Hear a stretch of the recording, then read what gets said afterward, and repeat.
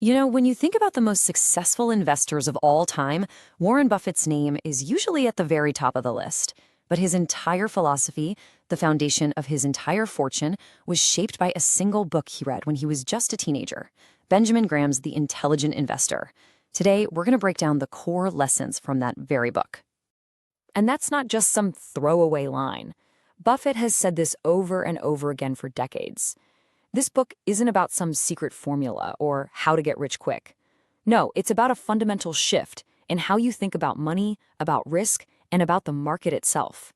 He was just 19 years old when he picked it up, and it set the entire course for the rest of his life. So, let's dive into the 5 core principles from this book that are just as powerful today as they were all those years ago. First up, we need to meet a very interesting character. Benjamin Graham created this analogy to explain the stock market, and it is honestly one of the most brilliant concepts in all of finance. His name is Mr. Market. Okay, imagine you own a great little coffee shop. It's profitable, you love the business. Now imagine you have this bizarre business partner, Mr. Market, and every single day he shows up and offers to buy your half of the business from you. The catch? His offers are completely 100% driven by his emotions. So on Monday, he's euphoric, practically bouncing off the walls, screaming, "Coffee is the future. I'll give you $1 million for this place."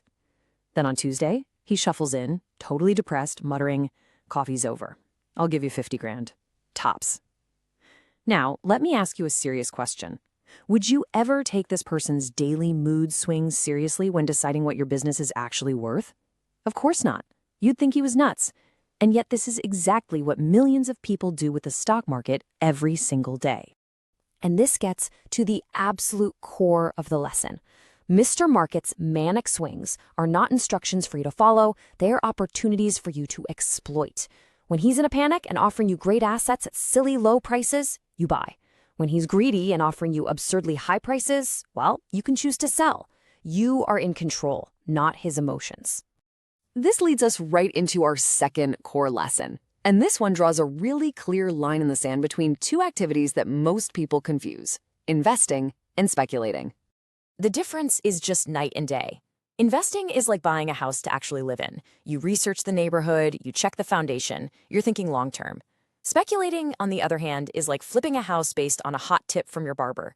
You don't care about the plumbing, you just hope someone else will come along and pay you more for it tomorrow. Most people think they're investing when really they're just speculating on hype. This mindset shift is absolutely crucial.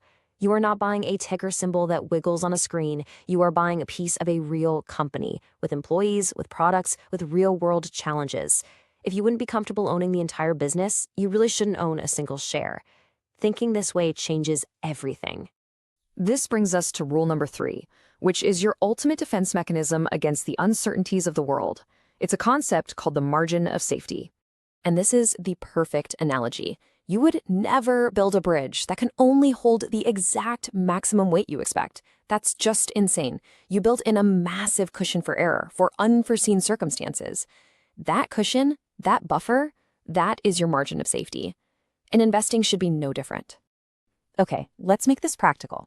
Let's say you've done your homework, the real nitty-gritty investing homework, and you calculate that a company's true intrinsic value is about $50 a share. So, do you buy it at $48 or maybe $45? According to Graham, absolutely not. There's no room for error if you're wrong or if something unexpected happens.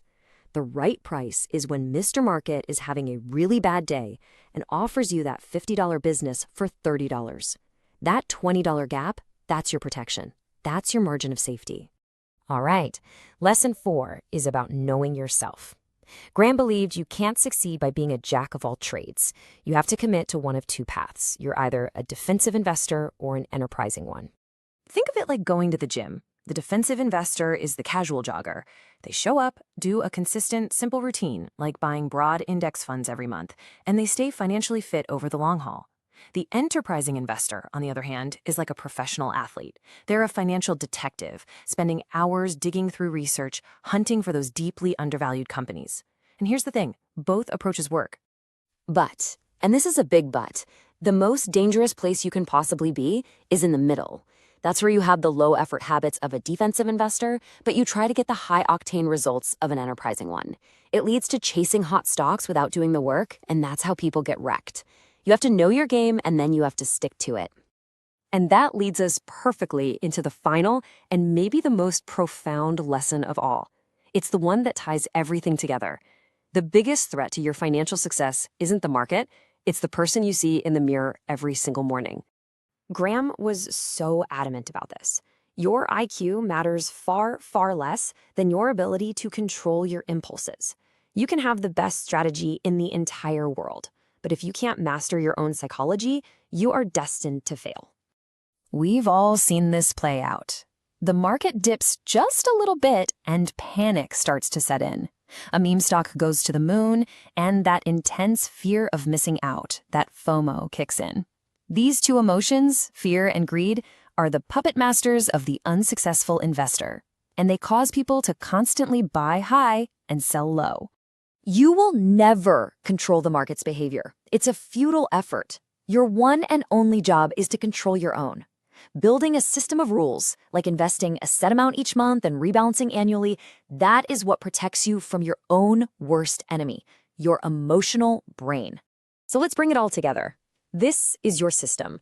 You think like a business owner, not a gambler. You use Mr. Market as a servant, not a master. You always demand a margin of safety. You know whether you're playing defense or offense, and you wrap it all in emotional discipline.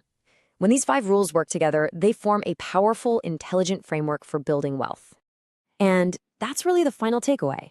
Make no mistake, the market will test you. Your emotions will be pushed to their absolute limits by fear and by greed. The only thing that will see you through is having a robust system in place before the storm hits. So the real question is, are you ready?